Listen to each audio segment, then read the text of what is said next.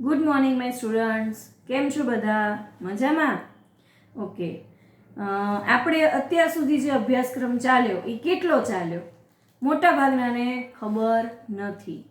હવે તમને એટલું જ કહેવાનું, ખાલી હવે લખીને નથી બોલવાનું. હવે અભ્યાસક્રમ સંપૂર્ણ રીતે પૂરો થવા આવ્યો છે. ફક્ત એક જ પાઠ એની અંદર બાકી છે જે આપણે અત્યારે ચલાવીએ છીએ. બરાબર? જે આપણે ચલાવવાનો છે પહેલો પાઠ જે છે રાસાયણિક પ્રક્રિયાવાળો, એ પાઠની અંદર તમારે સમીકરણો આવશે. બરાબર? એટલે એની માટે તમારે નવમાનો થોડો બેઝ પાકો કરવો પડશે. એની વાત આપણે થઈ હતી. હવે જ્યારે આપણે કોર્સ પૂરો થવા આવ્યો ત્યારે કોર્સ પૂરો થઈ ગયા પછી આપણે શું કરશું? કારણ કે પછી તો તમને એમ થાય કે પછી બેન શેના વિડીયો મૂકશે, તો આપણે એની પછી દરેક પાઠમાંથી આવતા પ્રશ્નોનું બંધારણ કેવું હશે, દરેક પાઠમાંથી આવતા પ્રશ્નોનું બંધારણ કેવું હશે અને એ પ્રશ્નોના જવાબ કેવી રીતે આપણે આપી શકીએ એના વિડીયો આપણે બનાવીશું. એટલે તમારે રિવિઝન પણ થઈ જાય અને સાથે સાથે તમારે પાકું પણ થતું રહે. હજી ઘણા બધા વિદ્યાર્થીઓને જેને હું મળી છું અને જેને બીજા સર પણ મળ્યા છે, એમાંથી ઘણા બધા વિદ્યાર્થીઓ એવા છે જેણે હજી વાંચવાનું શરૂ જ નથી કર્યું, એક અક્ષર હજી પાડ્યો નથી. તો એ દરેક વિદ્યાર્થીઓને મારી વિનંતી છે કે હવે વાંચવાનું શરૂ કરી દો, કારણ કે આપણે લગભગ એપ્રિલમાં પરીક્ષા હશે જ. અત્યાર સુધી માર્ચમાં હતી પરીક્ષા, આપણને એમ હતું કે મે જૂનમાં લેવાશે, પણ 12માનું ટાઈમ ટેબલ આવ્યું એ મુજબ 12માની પરીક્ષા 5મી મેથી શરૂ થાય છે. તો આપણી એની પહેલાં જ પરીક્ષા હશે. બરાબર? તો તમે બધા જ એપ્રિલના વેમમાં જ તમારે બધી તૈયારીઓ શરૂ કરી દેખવાની છે. રાઉન્ડ તમારે આવતા મહિનાથી શરૂ થઈ જશે 100 માર્કના. એ પહેલાં તમને 4 પાઠની યુનિટ ટેસ્ટ લેવાની શરૂ થશે. હવે જે ફર્સ્ટ યુનિટ ટેસ્ટ આવશે એની અંદર પહેલો, ચોથો, છઠ્ઠો અને 8મો એમ 4 પાઠ મેં લીધા છે અને એનો પ્રશ્નપત્ર પણ મેં કાઢી નાખ્યો છે. એટલે તમારે ખાસ પહેલો, ચોથો, 5મો અને પહેલો, ચોથો, છઠ્ઠો અને 8મો આ 4 પાઠ મહત્વના છે. મોસ્ટ ઓફ એમાંથી સવાલો પૂછાય છે, એટલા માટે આપણે એ પાઠ તૈયાર કરવાના રહેશે. બરાબર? બીજો પાઠ જે છે એસિડ બેઝ અને ક્ષારવાળો, એમાં પણ પ્રક્રિયાઓ છે મોટાભાગે. ધાતુ અધાતુમાં એના ગુણધર્મો ઉપર છે, એના ગુણધર્મો સાબિત કરવા પ્રયોગો આપેલા છે. કાર્બન અને તેના સંયોજનોમાં ઇલેક્ટ્રોન બિંદુ રચના તમને ખાસ પૂછાઈ શકે. બરાબર? આલ્કેન, આલ્કીન, આલ્કાઇન વિશેની વાત થઈ શકે. તત્વોનું આવર્તી વર્ગીકરણ, જે હમણાં જ આપણે પાઠ પૂરો કર્યો. બરાબર? 13મો પાઠ હતો ચુંબકીય, એની પહેલાં જ આપણે પૂરો કર્યો. મેન્ડેલિફના આવર્ત કોષ્ટક અને આધુનિક આવર્ત કોષ્ટકની વાત એમાં હતી. પછી છઠ્ઠો પાઠ સૌથી પહેલાં આપણે ચલાવ્યો હતો, જૈવિક ક્રિયાઓ. છઠ્ઠો પાઠ એની અંદર હૃદય ખાસ હતું, જે હૃદય આપણે અત્યારે શું થયું છે? કેન્સલ થયું છે. બરાબર? હૃદય આપણે ભણવાનું નથી, પણ એની સાથે જોડાયેલી જે વાહિકાઓ છે તે આપણે ભણવાની છે. એની પછી 7મો પાઠ છે નિયંત્રણ અને સંકલન, એટલે મગજ એમાં છે. એમાંથી જે નીકળી ગયો છે એ પાઠ ફક્ત એટલો જ છે, ચેતાકોષનું કાર્ય, જે 2 માર્કમાં પૂછાતો હતો સવાલ, એ સવાલ અત્યારે નીકળી ગયો છે. બરાબર? પછી 8મો પાઠ આપણે જોઈ લીધો પ્રજનનવાળો. બરાબર? એમાંથી 4 સવાલ મહત્વના છે. કયા? તો કે સ્ત્રીનું પ્રજનન તંત્ર, પુરુષનું પ્રજનન તંત્ર, સ્ત્રીનું લૈંગિક ચક્ર અને કોન્ટ્રાસેપ્ટિવ પદ્ધતિઓ, એટલે કે માનવ વસ્તી નિયંત્રણ માટે અપનાવાતી પદ્ધતિઓ. આ 4માંથી કોઈ 2 સવાલ હશે ને હશે જ. બરાબર? એટલે આ 4 સવાલ તો તમને સાવ મોઢે ઊંઘમાંથી ઉઠાડું ને તો પણ આવડવા જોઈએ. બરાબર? એની પછી 9મો પાઠ જે અત્યારે આપણે હવે શરૂ કરવાનો છે, જે 8મા પાઠ ઉપરથી જ છે, આનુવાંશિકતા અને ઉદ્વિકાસ. બરાબર? પછી 10મો પાઠ આપણે જોઈએ પ્રકાશ પરાવર્તન અને વક્રીભવનવાળું. એમાંથી દાખલા તમારે નીકળી ગયા છે, એટલા માટે દાખલા એમાંથી આપણે કરવાના નથી. માનવ આંખ અને રંગબેરંગી દુનિયા, એની અંદરથી આંખ અને આંખની ખામીઓ, આ 2 સવાલ દર વખતે ઓલ્ટરનેટ પૂછાતા હતા, એની બદલે એ બંને સવાલ કાઢી નાખ્યા છે, એટલે બીજા બધા સવાલો પૂછાવાની સંભાવના વધી જાય છે. બરાબર? પછી વિદ્યુત આપણે જોઈ લીધો, એમાંથી દાખલા જે છે એ તમને કરાવ્યા સમાંતર શ્રેણી અને કેવી સમાંતર અને શ્રેણી જોડાણવાળા જે પણ છે એ બંનેના દાખલા તમને પૂછાય. બીજા જે દાખલા છે એ પૂછાવાની શક્યતા ઓછી છે. બરાબર, ઓછી એટલે એ રદ કરેલામાં આવે છે એટલા માટે. પાછા કહેશો બેન ઓછી છે એટલે શું? તો જે રદ કરેલા ટોપિક છે એની અંદર એ દાખલા સમાવાઈ ગયા છે. પણ હજી સરકારે એવી કંઈ સ્પષ્ટતા નથી કરી કે પેટા જે વિભાગો છે જે ટોપિક રદ કર્યા છે એના પેટા મુદ્દાઓ છે તે રદ કર્યા છે કે નહીં એવું એમણે નથી કીધેલું. એટલા માટે આપણે તો દાખલા કર્યા જ છે. બરાબર, પછી જે વિદ્યુત પ્રવાહની ચુંબકીય અસર જે આપણે હાલ જ પૂરો કર્યો છે. બરાબર, આપણે હાલ જ એ પાઠ હમણાં જ પૂરો કર્યો. સોલેનોઇડ વાળો ચુંબકત્વ કેમ ઉત્પન્ન થાય, ચુંબકીય ક્ષેત્ર એટલે શું, ફ્લેમિંગોનો ડાબા હાથનો નિયમ, ફ્લેમિંગોનો ડાબા હાથનો નિયમ, જમણા હાથનો નિયમ. બરાબર, એ બધું જ આપણે જોયું.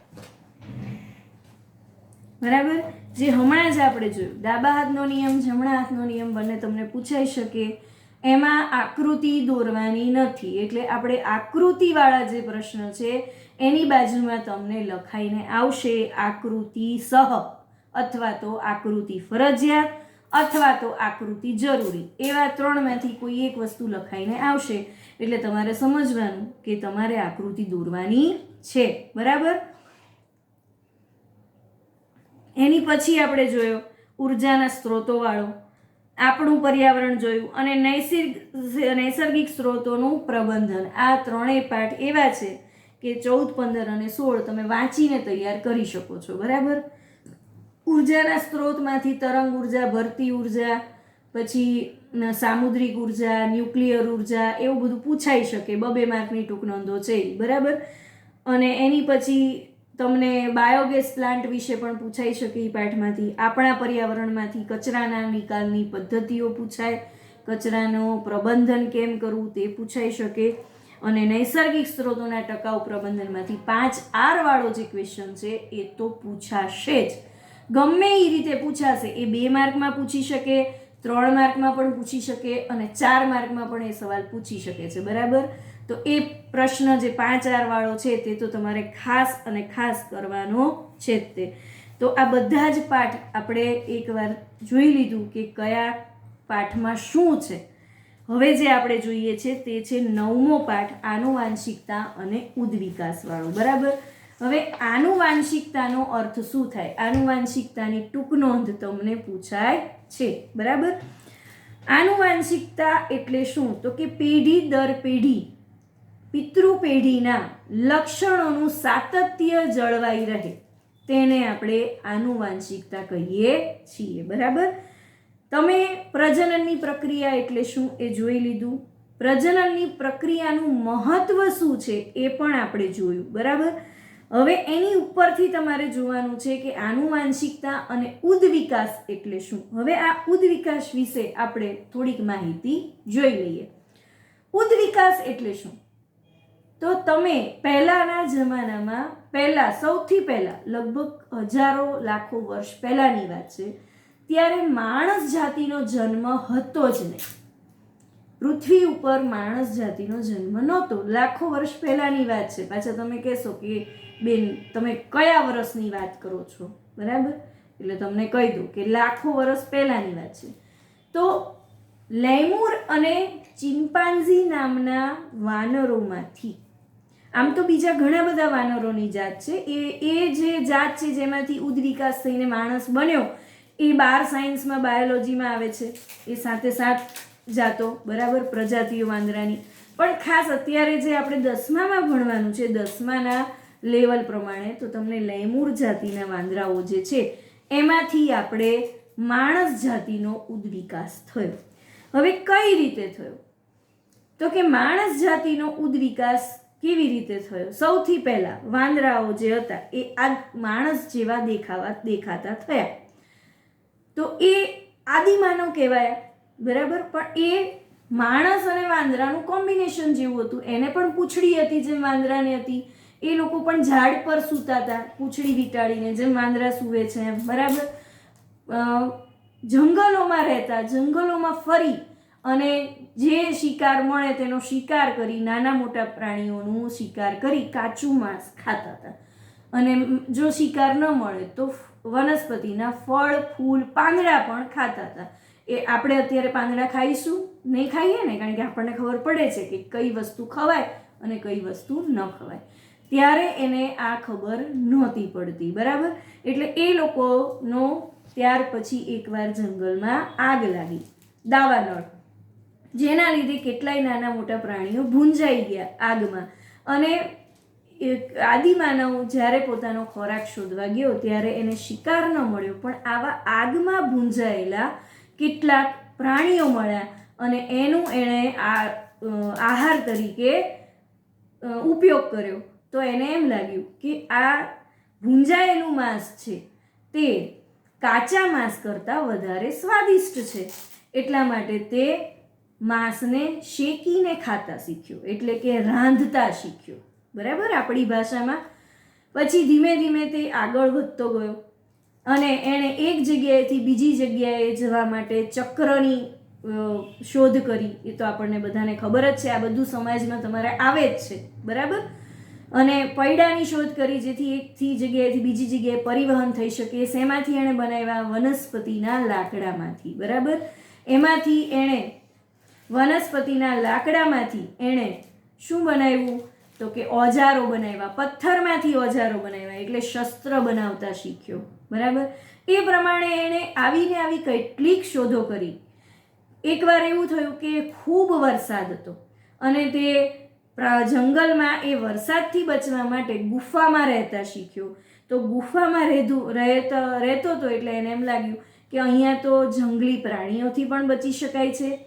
ટાઢ, તડકો અને વરસાદ, આ ચારેય વસ્તુથી, એટલે જંગલી પ્રાણી, ઠંડી હવા, તડકો અને વરસાદ, આ ચારેય વસ્તુથી ગુફામાં રહેવાથી રક્ષણ મળી શકે છે. એટલે તે રહેઠાણ બનાવતા શીખ્યો, બરાબર.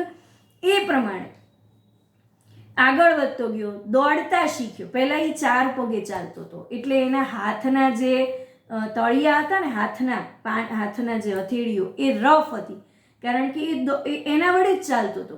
પછી એકવાર એને 2 પગે ચાલીને જોયું, 2 પગે દોડીને જોયું, તો એને એમ થયું કે હાથની એવી કંઈ જરૂર જ નથી કે મારે 4 પગે ચાલવું પડે, એટલે તે 2 પગે ચાલતા શીખ્યો. તો પછીની જે પેઢી, જો આ જે બધા બુદ્ધ વિકાસ છે ને તાત્કાલિક નથી થયા, પેઢી દર પેઢી થયેલા છે, બરાબર. એટલે પછીની જે પેઢી છે એની જે હાથની હથેળીઓ હતી એ કુમળી થવા માંડી, કારણ કે પેલા કેવા હતા? 4 પગે ચાલતા હતા. હવે એની પછીની પેઢીને 4 પગે ચાલતા શીખવાડ્યું જ નહીં, 2 પગે જ ચાલતા શીખવાડ્યું, એટલે હાથની હથેળી કોમળ બની, બરાબર. પહેલા રફ હતી.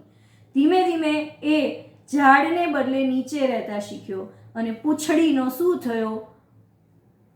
પૂંછડીનું લુપ્ત થઈ ગઈ, એના શરીરમાંથી પૂંછડી લુપ્ત થઈ ગઈ. પણ માણસ જાતિમાં હજી એ પૂંછડીની જગ્યા, એટલે જે ખાડો જે છે એ છે.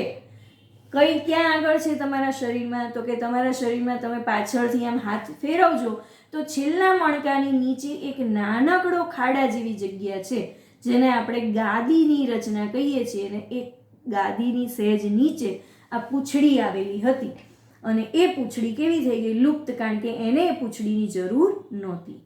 એના શરીર ઉપર લાંબી લાંબી રૂંવાટીઓ હતી અને એ એને દોડવામાં અને ભાગવામાં આડી આવતી હતી. તો એણે એ રૂંવાટીઓ કાપવાની શરૂ કરી કે આ રૂંવાટીઓનું જરૂર નથી. ધીમે ધીમે પેઢી દર પેઢી રૂંવાટી, જે વાંદરાની કેવી રીંછની ને એવી રૂંવાટી હતી એવી, હવે આપણામાં એવી રૂંવાટીઓ દેખાય છે લાંબી લાંબી રીંછ જેવી? નહીં ને. તો એ ઉદ્વિકાસ છે. એ ઉદ્વિકાસ લાખો વર્ષો પછી થાય છે, તરત નથી થતો. ઉદ્વિકાસ એક અતિ ધીમી પ્રક્રિયા છે, બરાબર. એ પ્રમાણે માણસ જે છે એ આદિમાનવ થયો, વાંદરામાંથી આદિમાનવ બન્યો. કેટલાક વનસ્પતિના દાણાઓ નદી કિનારે એણે ફેંકી દીધા.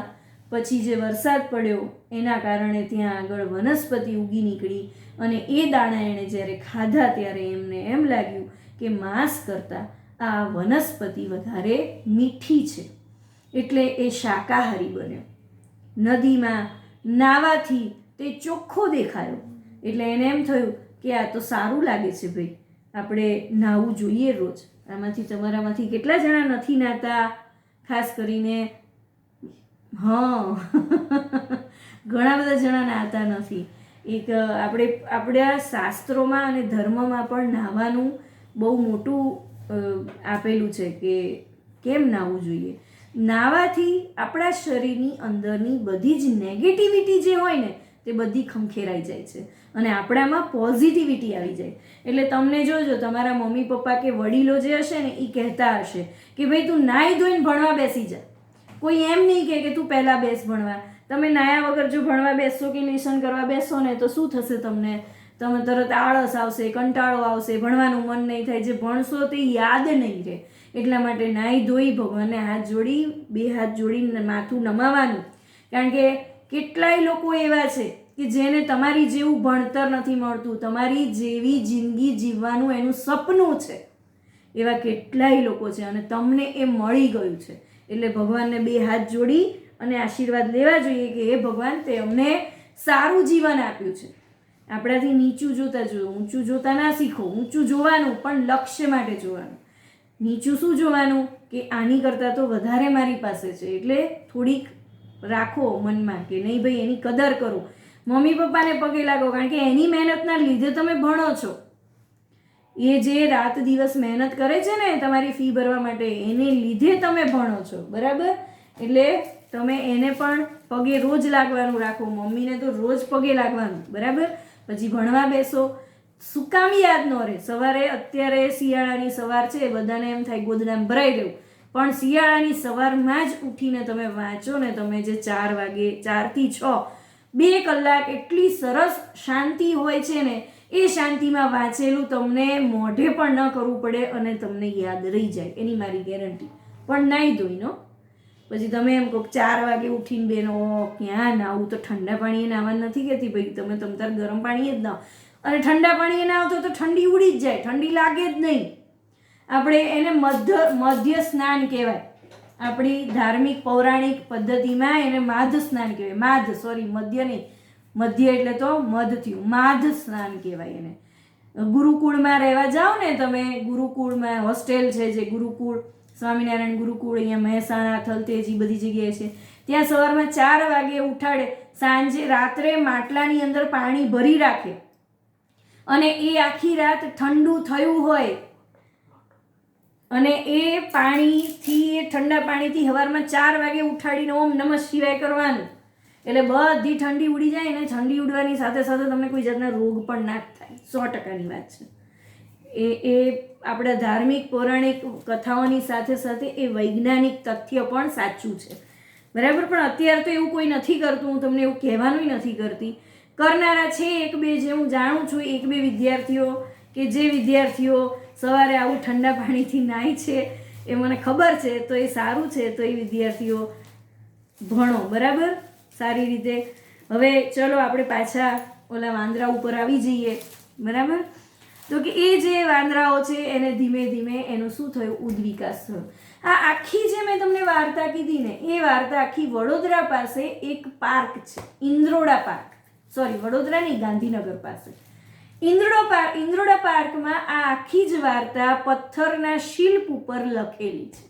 અને ત્યાં વાંદરો પહેલા કેવો હતો, એમાંથી કેવો આદિમાનવ બન્યો ને એમાંથી આધુનિક માણસ કેમ બન્યો, એ એના શિલ્પ ત્યાં મૂકેલા છે. એની નીચે પથ્થરના ઓલી કોતરણ હોય એની ઉપર આ અક્ષરો પાડેલા છે. આખી વાર્તા લખેલી છે. એટલે આ હું મારી પોતાની વાર્તા નથી કહેતી, આ સાબિતી છે કે આવું હતું. બરાબર? તો આ જે છે વાર્તા એ કહે છે ઉદ્વિકાસ થયો. હવે આ તો તમે પ્રાણીઓમાં જોયું. હવે તમને જીવજંતુમાં કહું.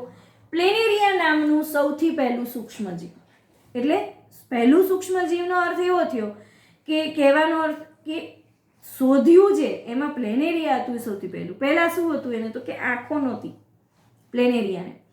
પછી એને પછીનો જે હતું તે અહીંયા આગળ ખાડો હતો જેને જ્યોતકોષ કહેતા, જેનાથી એ જોઈ શકતો હતો. ધીમે ધીમે અહીંયા 2 કાણા થયા, ધીમે ધીમે આંખો થઈ. હવે જે અત્યારે જે પ્લેનેરિયાની પેઢી છે એ જોઈ શકે છે. તો કહેવાનો અર્થ કે પ્રાણીઓમાં પણ આવા ઉદ્વિકાસ છે. હવે પ્રાણીઓના ઉદ્વિકાસ જોયા, સૂક્ષ્મજીવના જોયા, હવે આપણે વનસ્પતિના ઉદ્વિકાસ જોઈએ. સૌથી પહેલાં જે વનસ્પતિ હતી તો એ વનસ્પતિમાં આપણે જોઈએ કે કેવી રીતના ઉદવિકાસ છે.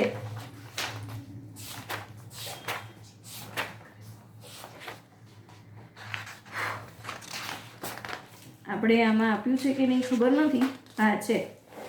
સૌથી પહેલા જંગલી કોબીજ બનતી હતી, જંગલી બીજમાંથી કોબીજ, એમાંથી કેલે બન્યું, કલરબી બની, ફ્લાવર બન્યું, બ્રોકોલી બની, કોબીજ બની અને લાલ કોબીજ બની. આ બધી વસ્તુ એના ઉદવિકાસનો એક અનુક્રમ છે. પણ વાત કેવી છે સમજવા જેવી કે આ જેટલી પણ વસ્તુ ઉદવિકાસ માટે થઈને ઉદવિકાસ થતાં થતાં જે બની છે એ બધી જ વસ્તુનો અત્યારે આપણે એની ખેતી સ્પેશિયલ કરીએ છીએ અને બધી જ વસ્તુનો શાક તરીકે ઉપયોગ કરીએ છીએ. જંગલી બીજનો ઉપયોગ નથી થતો, બરાબર, પણ એમાંથી જે બને છે કલરબીનો શાક તરીકે ઉપયોગ કરે, જેને આપણે ટીન્સા કહીએ છીએ. પછી કેલેનો ઉપયોગ કરીએ છીએ. ફ્લાવર તો બધાને ખબર જ છે.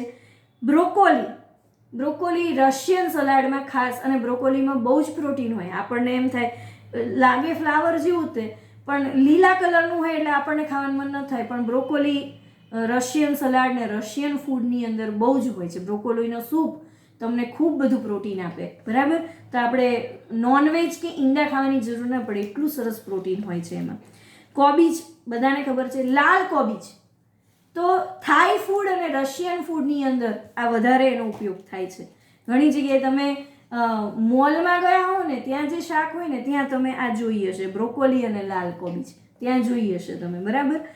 તો હવે તો આપણે ભારતમાં પણ આનો ઉપયોગ કરવા માંડ્યા છે, પણ આ બધી વસ્તુ જે છે એ ઉદવિકાસ થયેલી છે. જો વનસ્પતિમાં પણ આવા ઉદવિકાસ થયેલા છે, તો હવે શું થાય છે કે ખેડૂતો જે છે એ પોતે જ શું કરે છે, આવું કંઈક ને કંઈક નવું ટ્રાય કર્યા કરે અને નવી નવી વસ્તુ ઉગાડે. તમને એક કિસ્સો કહું, મારી જ લાઈફનો છે કે હું નાની હતી, તમારી કરતાં બી ઘણી બધી નાની, લગભગ 5મા 6મામાં ભણતી હઈશ. મામાના ઘરે અમે આવતા. મામાનું ઘર એટલે તો બધાને ગમે, બરાબર ને. મામાના ઘરે જલસા જ હોય, બધાને ખબર છે. આમાંથી મોસ્ટ ઓફ કેટલા બધા છોકરાઓ છે જેને ફોન કરું ને એમ કહે છે કે મામાના ઘરે છે, મામાના ઘરે છે, બરાબર. હવે મામાના ઘર જે છે એની બાજુમાં, એટલે મોટો પ્લોટ હતો, ત્યાં આગળ એક રહેતા હતા અંકલ આંટી અને એમના 2 છોકરાઓ. એ લોકોએ કૃષિ વિજ્ઞાનમાં કંઈક કરેલું હતું. હવે એ વખતે આપણે 5મા 6મામાં એટલે આપણને તો એવી ખબર ના પડે કે ભાઈ કૃષિ વિજ્ઞાન એટલે શું, એવી પણ ખબર ન પડતી. વિજ્ઞાન ખબર પડે જે આપણે ભણતા હોઈએ તે, બરાબર. કૃષિ વિજ્ઞાનમાં એણે એટલી બધી સંશોધન, એ પોતે એટલા સંશોધન કરતા કે ગુલાબમાં અવનવી જાતો વાવતા. હવે તમને એમ થાય ગુલાબમાં, તો ગુલાબમાં અલગ અલગ જાતના કલરો એ કરતા, બરાબર. તો કે હવે કલરો, પર્પલ કલરનું ગુલાબ, કાળા કલરનું ગુલાબ. હવે એટલે સુધી તો બરાબર છે, ચલો બધા કલરના ગુલાબના કુંડા જુદા જુદા, પણ એક જ કુંડામાં એટલે એક જ છોડ ઉપર 3 કલરના ગુલાબ ઉગાડે. સંકરણ કર્યું એણે, નવી શોધ કરી, સંકરણ જાતિ કરી, અલગ અલગ કલરના ગુલાબોના બીજને ભેગા કરી એક છોડની અંદર ઉગાડ્યા. એ તો ઠીક છે, હજી એક ગુલાબમાં 3 કલર એણે આપ્યા. વિચારો. મને હજી પણ યાદ છે એ ભાઈ કે એણે એનું ગુલાબ મેં જોયેલું. ત્યારે તો શું આવા કેમેરાવાળા ફોન નહોતા, ફોન એ પેલા બહાર એસટીડીમાં કરવા જવા પડતા, પેલું આમ ઘુમાવેલા, બરાબર ને, આમ ઘુમાવવા પડે એવા ફોન હતા. એટલે ફોન તો ત્યારે જોયા જ ન હોય આપણે. કોકને જ ત્યાં ફોન હોય, જે બહુ પૈસાવાળા હોય એને ત્યાં ફોન હોય, બાકી કોઈને ત્યાં ફોન ના હોય. ત્યારે તો ટેલિગ્રામ ને શું આવતું, તાર આવતા, પોસ્ટકાર્ડ લખવાનો જમાનો હતો. એ વિચારો એની કેટલી એણે ઉદવિકાસ કર્યો તો એક જ વસ્તુની અંદર, કે એક જ છોડમાં, એક જ ફૂલમાં, એક ગુલાબની અંદર એણે 3 કલર આપ્યા હતા.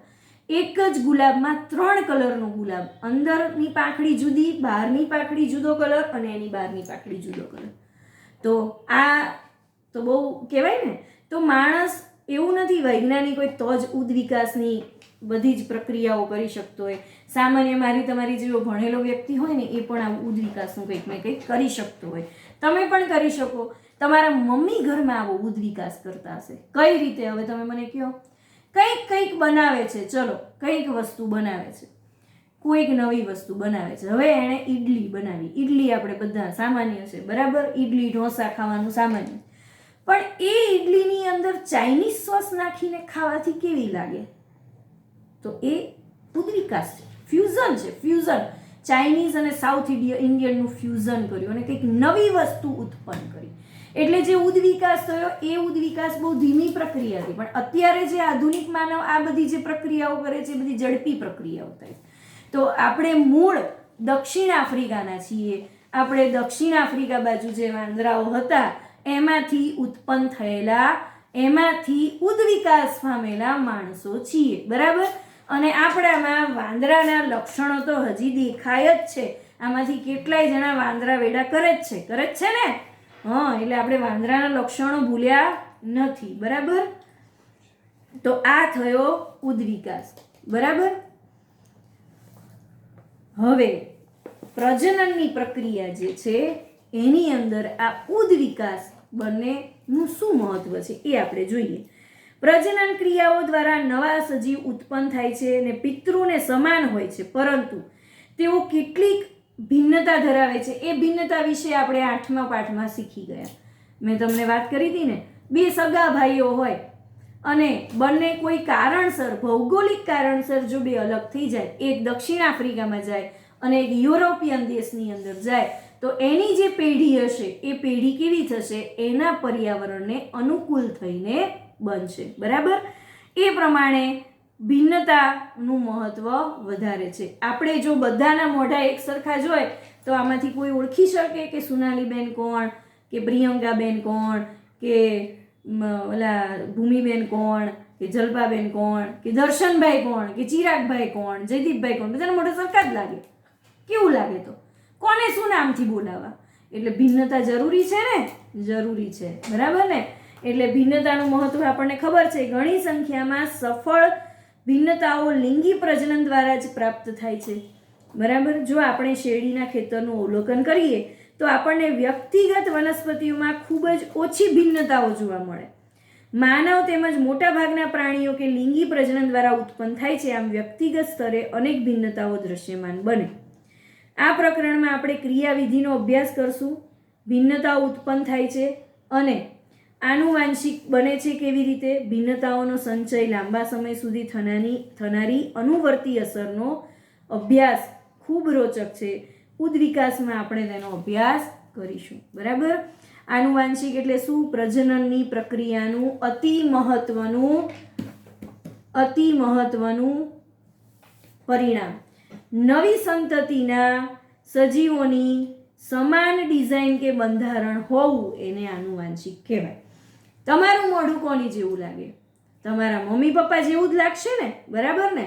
ક્યારેક દાદા દાદી અથવા તો નાના નાની એને પણ મળતું આવતું હોય તો એ આનુવાંશિકતા છે, બરાબર? તમે જે પિતૃ પેઢીના છો તે પિતૃ પેઢીથી તમારા લક્ષણો સમાન હોય. તમારા પપ્પાને જો 40 વર્ષની ઉંમરે ટાલ પડી ગઈ હોય તો તમને પણ 40 વર્ષની ઉંમરે ટાલ પડવાની શક્યતા રહે. તે આનુવાંશિક છે. પણ હા, તમારા પપ્પાને એક્સિડન્ટમાં જો કોઈ આંગળી કપાઈ ગઈ હોય તો તમારો જન્મ થયો હશે ત્યારે તમને એ આંગળી કપાયેલી થઈ જશે એવું નહીં બને. એ આનુવાંશિકતા નથી, બરાબર? ઉંદર જન્મે છે તો કાળા ઉંદર હોય, સફેદ ઉંદર હોય, તો એ જે જન્મે છે એ જન્મે છે. પણ જો કોઈ ઉંદર પૂંછડી વગરનો હોય અને એના પછીની જે પેઢી જન્મતી હોય તો એ જે બચ્ચા હોય એ પૂંછડી વગરના જન્મે, એ આનુવાંશિકતા નથી. ઉંદરને પૂંછડી હોય જ, ઉંદરની પૂંછડી પછી કપાઈ ગઈ જન્મ્યા પછી, બરાબર? તો એ આનુવાંશિકતા નથી. તો આનુવાંશિકતામાં જે લક્ષણો છે તેમાં ફેર આપણે સમજવાનો છે, ઓકે? તો આ થઈ હજી આપણે 9મા પાઠની પ્રસ્તાવના થઈ છે. અને આજનું હોમવર્ક શું છે? 8મો પાઠ વ્યવસ્થિત રીતે વાંચવાનો અને 8મો પાઠ તૈયાર કરવાનો. જો એમાં પ્રજનનની પ્રક્રિયા અને એ બધી જ વસ્તુ જે છે વ્યાખ્યા એ આવડશે તો તમને 9મો પાઠ આવડશે, બરાબર? તો આપણે અહીંયા આપણે આ પૂરું કરીએ. નેક્સ્ટ આપણે શું કરશું? તો આનુવાંશિકતાની વ્યાખ્યા વ્યવસ્થિત રીતે જોશું, એના લક્ષણો જોશું. લક્ષણો માટે મેન્ડલ નામના વૈજ્ઞાનિકે શું યોગદાન આપ્યું તે વટાણાના છોડ ઉપરથી આપણે એના ઉદાહરણ ઉપરથી આપણે સમજશું, બરાબર. અને આ લક્ષણો પોતાની જાતે કેવી રીતે અભિવ્યક્ત કરવા તે હું તમને એક કોષ્ટક દ્વારા સમજાવીશ. એની માટે તમારે 9મા ધોરણમાં કાર્ટેશિયન ગુણાકાર પદ્ધતિ આવતી હતી તે તમે એકવાર રિફર કરી લેજો, બરાબર. તો આપણે અહીંયા જ આ પાઠ પૂરો કરીએ છીએ. Till then stay home, stay safe. Thank you.